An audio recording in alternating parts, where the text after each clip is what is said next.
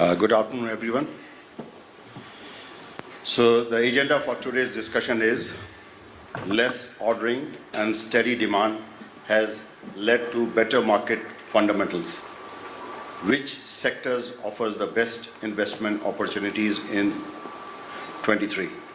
And once the decision is made, is it for new buildings, for mid-age vessels with retrofit in mind, or for vintage tonnage? So before I start the session, I would like to introduce my panelist, Captain Koch. Captain is the chairman, CEO, and the partner of OL Shipping Group. He has vast experience as a captain, manager, and a shipowner. Welcome, Captain. Mr. Atef Abou Merhi is a seasoned shipping professional, managing director, and founding member of Pelagic Partners. Then we have Mark Klerides. He is the director of CMK Eurofinance and CFO at Global Carriers, where he is responsible for finance and originating dry bulk shipping investments.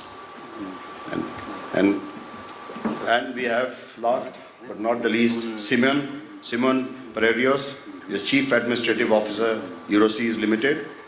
Symeon has 20 years of experience in the maritime industry, and he has served as Chief Administrative Officer of the Euroseas Limited. Welcome to the panel. So let me just summarize something. So investing in the shipping industry can be quite exciting, and you never know where you will find your pot of gold. So last year it was containers, and now it is in the car carriers and offshores. But on a more serious note, with the steady demand and improving market fundamentals, investing in the shipping industry in 2023 might be smoother sailing than ever before.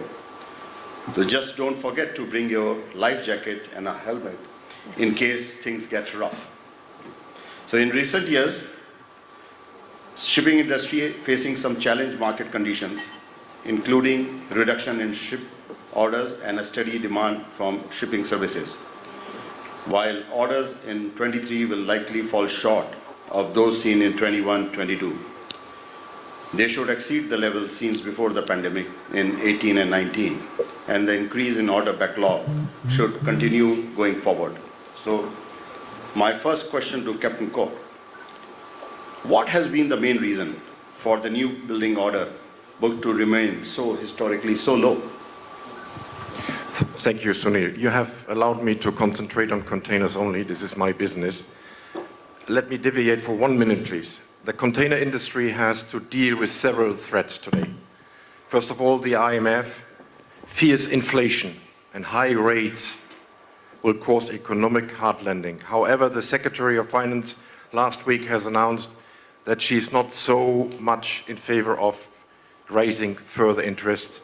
Let's see who's winning, the Fed or the Secretary of Finance. We are all financing in US dollar, very interesting. Deglobalization after Corona, learning of missing components like chips due to the fight between East and West and East. Low ordering does not comply with containers. We have a tsunami in new buildings in the container industry. We are expecting more than 900 new buildings to enter the water. 920 ships, 7.6 million TEU. Out of this, 4.5 million TEU will enter the water in 23-24. This is a threat.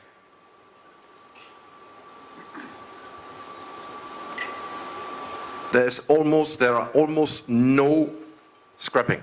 Only 19 vessels have been scrapped in 2023 until now. 19 vessels only. No tsunami, nothing. We see a prolongation of the lifetime in ships. A strong prolongation. MSC has just scrapped a vessel with 34 years of age. 34. So we are talking about ship owners are doing the 5th special survey. Demolition prices are very stable, which means the owner can keep the vessel running. there's no risk. They can scrap in 1 or 2 years, so they can go further on in trading the ships. So this is the container situation for the time being. Ships are getting larger.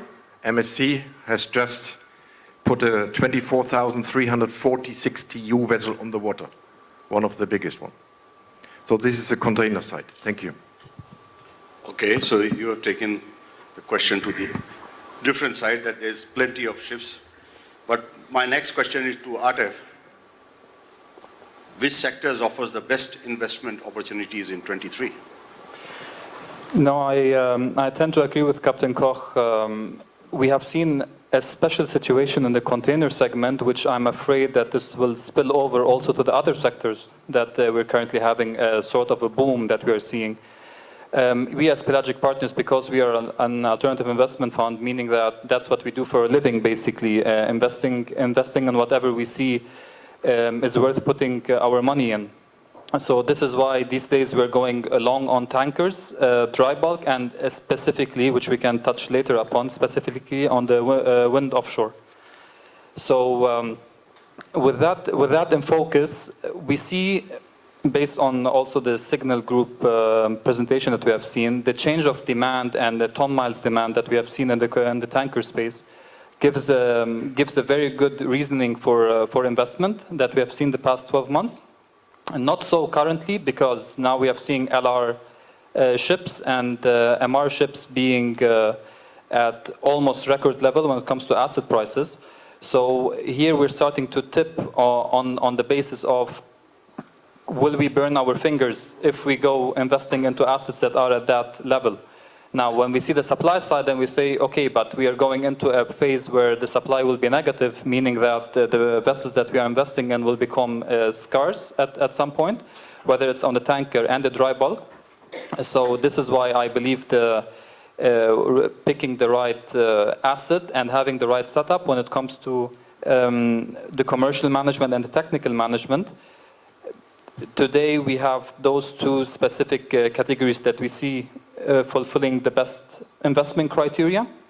Tanker, dry bulk more on the longer end. On dry bulk, I'm a bit more skeptical because it's very China driven. And I mean, nothing against China, of course, but with the current geopolitical tensions and how China is positioning themselves on the more geopolitical situation around the world, we might see that this demand side might be more sort of fluctuating. Now, with that in mind, we have a good supply side, and I think demand, and I tend not to agree too much on the presentation before, seeing that we're not into a demand-driven super cycle here. I think we're more into the supply side.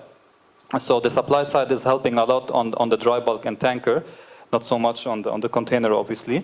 With that in mind, I believe that these are two traditional aspects that we would like to invest in, along with the offshore wind, which we will touch upon in a bit. Thanks, Atef. So it seems from both of you that containers are completely no-no. But I have a colleague here, Symeon. Symeon is in a new building, and they have placed a large number of orders of containers. So what is your thought and say about your new buildings? Well, if we were to sell our entire new building program today, we would be making a hell of a profit. So the decision was obviously a good one at the time it was taken. For us, it was a huge expansion. I mean, 9 container ships on order was 50% of our existing fleet at the time. So it was a huge strategic move for us, a very debatable one at the time. I mean, there were dividend lovers within the company, there were growth lovers within the company, and we had to find what was the best investment for their money. Right now, I can tell you that I feel that we made the right choice. First of all, our first 2 ships are chartered at a rate of $48,000 a day, something that pays back the entire investment in 3 years. Inflation has kicked in so much in the entire world economies that make shipbuilding a much more expensive job. Now, having said that, we don't feel that we're going to have new building prices going down anytime soon. Wages are going up, material cost is going up. We were told by Hyundai, which is the biggest shipyard in the world, that orders that were taken 2 or 3 years ago, they are losing money. They have to deliver the ships with losses. Sorry? Yeah. Okay. So, having said that, I don't think that there is any great risk in today's new building prices. Now, while I fully understand the challenges that both gentlemen presented today because of the size of the container order book, what we have noticed in the last few months is something that everybody was talking about, but nobody dared to put a number on it, and that was how the reduction in speeds will affect the entire supply of ships. And what we're seeing so far is that ships have slowed down a lot. And this is something that not many people could or dare to evaluate. So this is a parameter that will also affect how the markets will move in the next few years as well. But I think that for somebody, for a company to remain in this business, we have to appreciate what's coming in the years to come. And the decarbonization of the planet is probably the biggest business of the century. If you don't participate in that, you will be out of the game completely. So we feel that modern ships, economical ships, are a good way to go forward in the shipping. Yeah, fully appreciate what he said. Need to see what is the technology coming in. And also we need to also see if this technology is proved. So there is two versions. One is, should we pay and buy a ship which is not even proven to work, or we should buy and run a ship which will at least run for another 10 to 15 years or 20 years. So, well, at the moment, ship prices are very high in most sectors, and although earnings are also strong, the prices are the ship prices are pricing a much higher earnings environment. So, second-hand ships look less attractive, at least for us, than new buildings. yeah, this is something to debatable. Both tankers and container ships and dry bulk ships are very, very expensive. The earnings that they get now, they do not justify the prices that are there. Thanks. So one thing comes to my mind, somewhere I read, that if you drop the speed by 1 knot, there is a capacity for almost 30 to 40 ships in the water. So there is something people consider when they are talking about reduction of ship speed. So let's look into the dry bulk. So question is to the Mark. Considering the current dry bulk market fundamentals and trends, would you say that it offers a favorable investment opportunity, better than containers and tankers? What are your views on this? Right. Thank you, Sunil. I want to thank Marine Money for hosting this event. I think it's very important for Cyprus to have conferences like Marine Money's to be held here. So thank you. Now, in terms of dry bulk, which is my specialty, I would say just to set the scene a little bit, in 2021 and the first half of 2022, dry bulk had exceptional performance. Second half of 22, rates came off and asset values followed, with the bottoming out in January 23. Since then, the market has gradually risen. However, historically speaking, whenever there's been a good market in shipping, owners have always shot themselves in the foot by over-ordering. I'm very happy to see the dry bulk order book being at historically low levels, so this is not the case in dry bulk. The order book in dry is about 6.5% expressed as a percentage of the current fleet. Just to give some context, in the boom of 2008, the same number was 60%. Of course, a lot of that 60% was never delivered due to slippage, but nevertheless, it was a scary number. To look at the market fundamentals, you have to look at the supply side and the demand side. I'll take the supply side first. That's very encouraging, as I said, due to the order book. The reason why the order book is so low is quite interesting, and I pinpoint three factors. The first is the lack of shipyard capacity.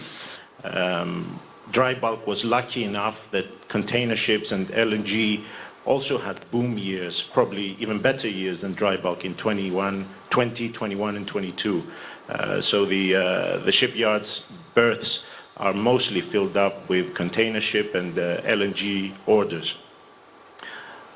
So if you want to order a dry bulk vessel today in a reputable yard, you're looking 3 years down the line. So there's a cap on the on what's going to be delivered into the market.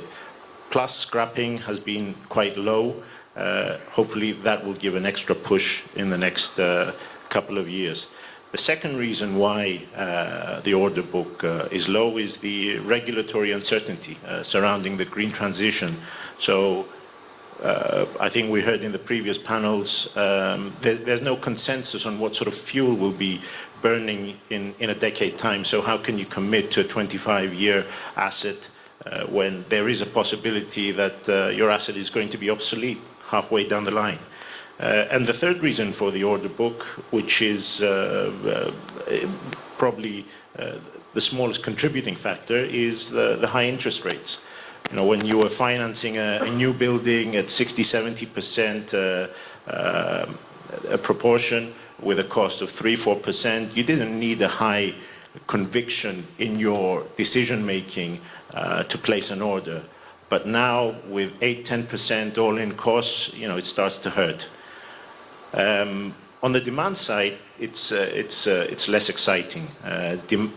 Dry bulk demand for the past 25 years, it's been growing at 4% with very low volatility. It's been a China story, as Atef also mentioned.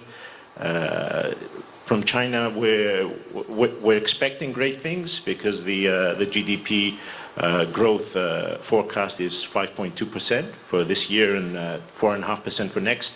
But we are getting mixed signals from the various factors within the China market. So one example is, on the one hand, we're expecting an increase in construction activity, especially on the residential side, because of the loosening credit conditions that the state has put in place. But on the other hand, we're seeing more troubled loans coming onto the market.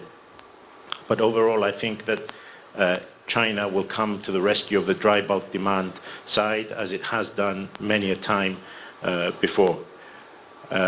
So just to conclude, even though asset values in dry bulk are higher than historical averages, I think the bird's eye view is that dry bulk demand growth will be stronger than the supply growth this year, in 24 and 25. So I'm quite optimistic on dry. Thanks, Mark. Something which you said about the leverage and high interest rates, I would like to ask Captain Koch, how do you see this when you are going to place an order? Is it high interest rate will give you, and how do you leverage it in coming when you are going to order the ships now? Well, as Mark said, or as said before, we anticipate raising of interest, at least for the next 2 quarters. Then we anticipate a decrease in the dollar rates. But it's, for the time being, it's definitely hurting. Financing a new building is extremely expensive. Right. Atef, you want to add something on this? Yeah, not particularly on the interest rate part, but to the 3 valid points mentioned by Mark, I wanted to add also that, you know, the past 10, 11 years, we have had very depressing markets, which somehow at that point, we were all questioning, are we in the right market or not? It's very depressing, losses right, left, and center on the public markets, private companies, and so on. But I think this somehow added to the boom that we are in today. So coming out of 10 years, of 12 years of constant losses and very low freight markets, I think a lot of owners had much more priority with their profits than ordering vessels.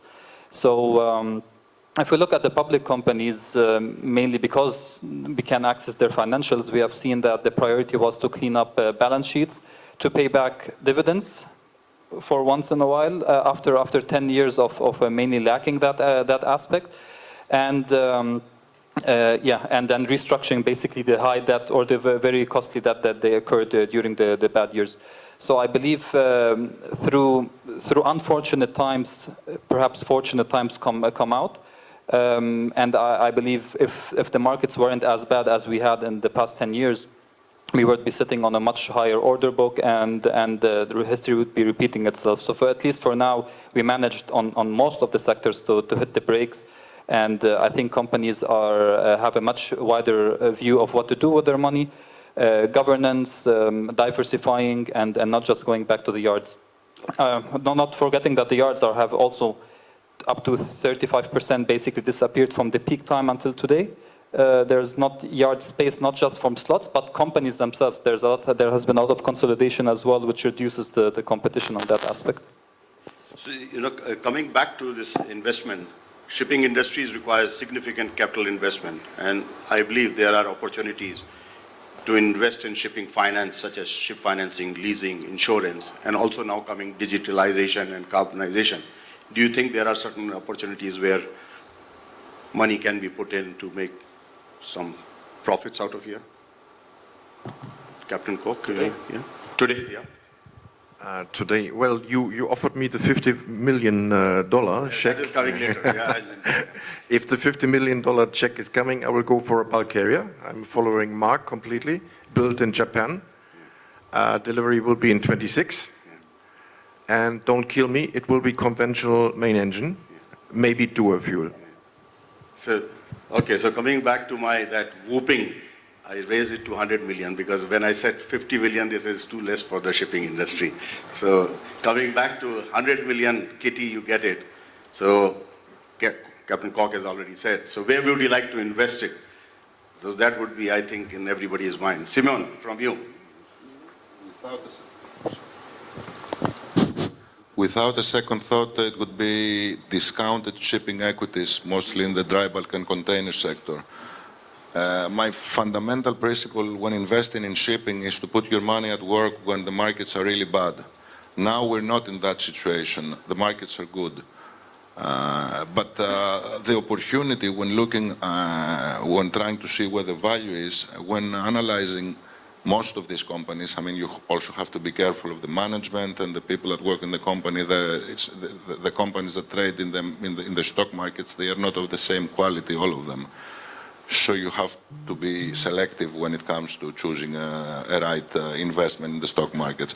But if you think about it, there are companies, mostly in the container sector, with highly reputable management teams and a very good history, that trade between 30 to 50% of their net asset value.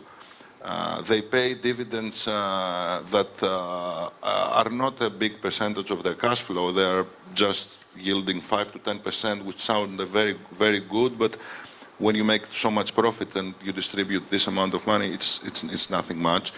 But most importantly, they have contracted revenues for the years to come that make their net asset value, today's net asset value, a very solid number. It's not like a dry bulk company without cash flows that, okay, they may trade bad in relation to their net asset value, but there is a lot of speculation in the investment. In the container companies, though, those who are public, we know that most of them, they will get a huge income and they will make huge profits in the next 2-3 years. So when you see a stock trading at 30% of its liquidation value and it has secured cash flows for the next few years, I certainly see an opportunity there. Thanks. Atef, $100 million, where are you going to put it? Yes. Yeah, we'll give you after this. No, we have that money. We have money, okay. That's right. So no, it's not just theory for us. So basically, it's not a theoretical question for us. Basically, the 100 million or so. You need to spend. Where would we will, yeah, basically we will focus obviously on the offshore in general and offshore wind in specific, and this is basically what we have done. We have placed an order of 6 new build CSOV in India with delivery 2025 up to 2027, and again offshore wind, whether it's on the assets or on the public markets. There's both some very big upsides. We have peers that are publicly listed, whether it's in Oslo or in New York, that are trading around 30 to 40% to NAV. We believe the market is capped at that point because investors are still trying to understand that segment. But once we are at 2025 and we start seeing the fundamentals take shape, there will be a very big upside, both on the public and private investment. Now, why the wind offshore? This is a very niche market, and we were having a discussion earlier during the coffee break with Andrew. It's not just about investing on alternative fuels. It's also what is the vessel actually serving for, or what are you carrying in terms of cargo. So with the offshore wind, basically the vessels that we are building have the biggest battery pack, and they are methanol ready once methanol is available. At the same time, we are serving the offshore wind, so even the underlying business is green and renewable. So it's not just on consuming, basically building a vessel with LNG or whatever alternative fuel you decide, and then you're sailing around with crude oil. Again, nothing against crude oil, or with coal or whatever. So here we're basically focusing also on having the underlying investment being in a green-driven aspect. So I believe we have, this is basically where we are putting our money in today. If we get another 100 million from you, we will add on that. Yeah. Not just horizontal, but also vertical, and not just vertical and CSOVs, but also horizontal. Everything that would be related on the offshore wind space. I think there's a very, very good opportunity, at least until the end of decade. There are tens of thousands of turbines going online, mainly in Europe and Southeast Asia as well. The discussions currently and the fixing that we are seeing currently, owners are some sort in the driver's seat. What I like about this market as well is that the barrier for entry is quite high. So it's not something that you can easily replicate and go in, which would, I think, insulate us also from fierce competition. Yeah, and at the end, it's also not a cheap asset. So now we are looking at north of 60 million euros per unit. So this also requires a lot of capex. But we see this from institutional investors and banks because of the underlying fundamentals and the underlying market that we are looking into. We get a lot of traction from investors and banks that usually wouldn't be keen on answering calls talking about the more traditional part. Thanks, Atef. What about Mark, finally? Apart from bulk carrier, where do you want to spend your $100 million? I'm going to switch off. Can I get it? Yeah. Sure, thanks. So I'm going to be a bit more boring than Atef with his sexy offshore wind vessels. As a trained accountant, I'm going to repay my debt. 8 to 10% risk-free, day one, no market risk, no residual value risk, no credit risk. Plus, you keep your bankers happy, always good. It's I think it's the best use of capital today. Having said that, if I have some money left over, I'll go with Captain Koch. Shipping is probably the most volatile industry in the world, so you don't have to go for the most volatile sector in that industry. I would go for the most defensive sector, which are the workhorses of dry bulk. So handy-sized vessel, but not new build, second-hand, 5-year to 10-year, immediate yield, that's where my money would go. Thank you very much. I think we are just, last question which we did not touch, 1 minute on that. What about second-hand ships with retrofits? You know, there are so many things are now there, carbon capture and, you know, various other means to reduce the, 1 minute, Captain Koch, what do you think? Buy a second-hand ship, put a retrofit, let it run? Buy second-hand ship is a good idea, but what about CIA? Are the sellers playing with open cards? How much they have reduced the power? We are not able to inspect the ships like we did in the past. We cannot dig so much. So I would refrain to buy a second-hand one. I will go for a new building. Atef, 1 minute. Yeah, basically, there are, of course, opportunities, and since we have talked about the new building part, but we're obviously also very busy with second-hand acquisitions, whether it's on the handy-size bulk carrier or also on the tanker, because as we said at the very beginning of the panel, that we believe in. But no, we have not invested into certain retrofits. The current second-hand vessels that we are buying are more, for us, a short-term play, whether it's within 1 to 3 years. So hence why we are focusing on the vessel as they are now, average age between 8 and 12. And whatever it comes to retrofit and alternatives and so on, we keep that to perhaps a new building program. Mark, last question. So we've never built a new build. We only do second-hand. So obviously a retrofit will have to come into the picture in the next few years. But for the time being, you know, we're probably the last wheel in the cycle in terms of we're in the most, well, the least pioneering sector and in the least pioneering size. So handy size, dry bulk, will let the Maersks and the Evergreens of this world dabble with the retrofits, and then you know, we'll make up our minds on what we need to do. Symeon, your views.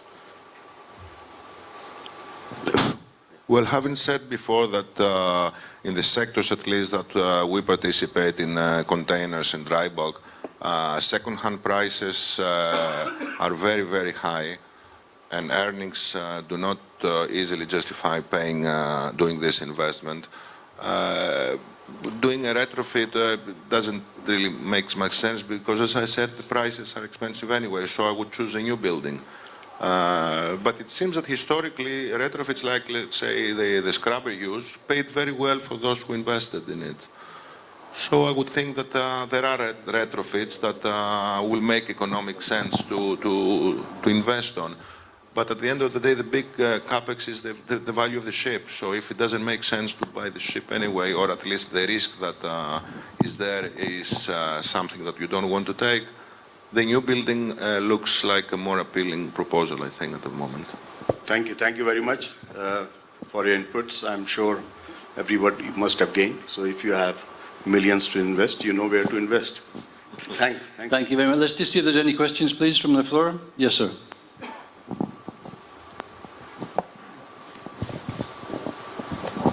Thank you so much for the discussions and panelists and moderation.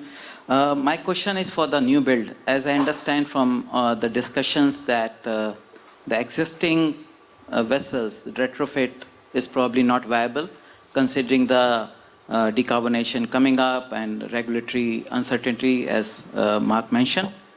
Now the new build, if you order, for a ship owner, where should he invest? Because if you don't know the alternative fuel, it's not proven which fuel to take. We already have EU ETS on the horizon within 1 year time from now. So when you as a ship owner ordering a new building with EU ETS in front of you, how do you calculate the ROI? How do you go about, and which technology you take considering the decarbonation on your next on radar? Who wants to take? Atef or Captain? Captain, go ahead. Well, the Japanese shipbuilding companies and main engine manufacturers are now investigating in methanol two-stroke main engines. It would be a nice idea, but we are not Maersk, we are not CMA. Where to get the methanol in the future? That's why I will go for conventional. I will put rolling sails on board and some other things, new propellers. This is the only choice which we have for the time being, because we don't know where to get methanol in 10 years' time. Symeon wants to say something. I fully agree. I think in our case, I can tell you that the conventional ships which have the option to be converted to LNG propulsion, they burn about 40% less fuel than what ships used to burn, than what a 10-year-old ship, for example, burns. We feel that such a ship will be able to live its life and make money, especially the first years of its commercial life. There is certainly a lot of value comparing with the competition. Thanks. Thank you. A final question, please? And may I add something? I mean, Symeon wants to add something. I just wanted to add that for an owner to take the decision to go for an alternative fuel, they will never do it without the request of a charterer. The investor need to make returns. No owner will jump into a market that they will just speculate if a charterer once comes and asks for the ship. It costs $10 to $15 million to have an alternative propulsion system. This 10 to 15 million, nobody will do it unless there is an agreement with the charterer that requests that, and of course they pay for this investment. Very well said. Yeah, I just had a quick question. Sunil, thank you. This is great panel. Thank you, guys. Just if you could each just take a moment to talk about how you're finding the ship finance markets these days, both debt and equity. I mean, just how you're finding the conditions. Is there enough access to capital? Is access to capital? We have him. We have the 100 million. This, we'll give him the vouchers. I'll come through, Sunil. They're counting on you. Yeah. No, just... Yeah, but obviously interest rates have gone up quite dramatically in a short period of time. And Symeon, you mentioned the capital markets have not been really appreciating the value of shipping companies. Well, raising equity for companies like ourselves, although I'm pretty sure that if there were investors, there would be a lot of investors willing to give us equity at the stock prices, at the current stock price. But this is something that we will not do. We will never dilute our shareholders at this extent. Of course, we feel comfortable because we have excellent relations with our bankers and we have been able to secure whatever financing we needed over the past few years. And speaking for our company, we were prudent enough when the interest rates were at zero to hedge this exposure.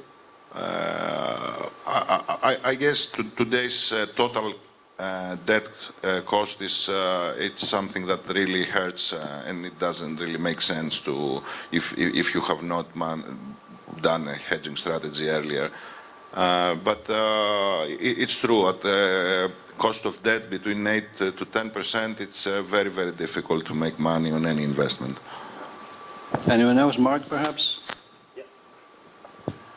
As we said, 8 to 10% cost of funding is, I wouldn't say prohibitive, but it hurts. So you have to have a very disciplined investment decision-making process. The way that we work our models internally, the traditional advance ratios of 60%, they no longer work in the dry bulk market today with asset values and charter rates where they are. So owners have to be prepared to put a higher proportion of equity.